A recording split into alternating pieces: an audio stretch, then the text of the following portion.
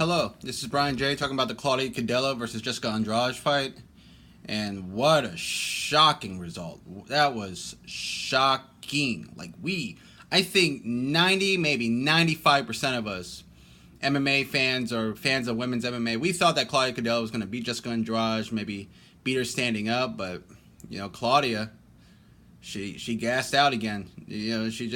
She was beating her stand up. She was striking with her, but I felt like she was having a tough time dealing with Jessica Andrade's pressure, because Jessica was just coming at her in the first 3 minutes of the round, and Claudia's striking was just not having the effect that I thought she was hoping for.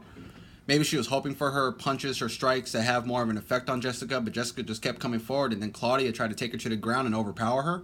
But Jessica Andrade was just too big, too strong, too overpowering, and her ground game was better. Her jiu-jitsu was better. Her striking ended up being better. Her stand-up got better because Jessica Andrade has great cardio, great stamina, and Claudia just gassed out by the end of the first round. In the second round, she had nothing, and Jessica just beat the living hell out of her, just took her to the ground and was doing ground and pound, punching her, hitting her, beating her to the punch, constantly getting off first. I mean, it was just such a one-sided fight, and I was just shocked at how one-sided the fight turned out to be. I'm amazed. I don't know what to say. Jessica Andrade surprised me. I mean, I thought it would be a competitive fight. I thought it was going to be more competitive than what a lot of people thought it was going to be, especially here on YouTube or a lot of the other MMA experts. But, I wasn't expecting Jessica to completely dominate Claudia Gadelha. I mean, Jessica Andrade just surprised me. She surprised most of us. She just dominated from the last 2 minutes. She's dominated from the last 2 minutes of the first round all the way to the third, and she just kicked Claudia Gadelha's ass. I mean, Jessica Andrade is a beast. She's an elite fighter. She's proven to be an elite fighter. She's great at 115 pounds. She might be a real force to be reckoned with at 125 pounds. You never know.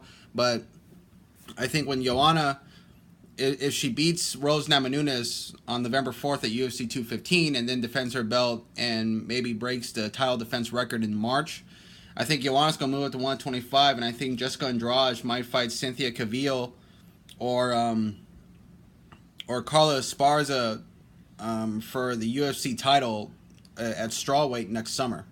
And I think Jessica Andrade would be a really great champion for women's strawweight, or Cynthia Calvillo. I'll be rooting for Cynthia Calvillo, but Jessica Andrade, that is a force to be reckoned with. And I don't know if Cynthia is completely ready for Jessica's aggression, for her power.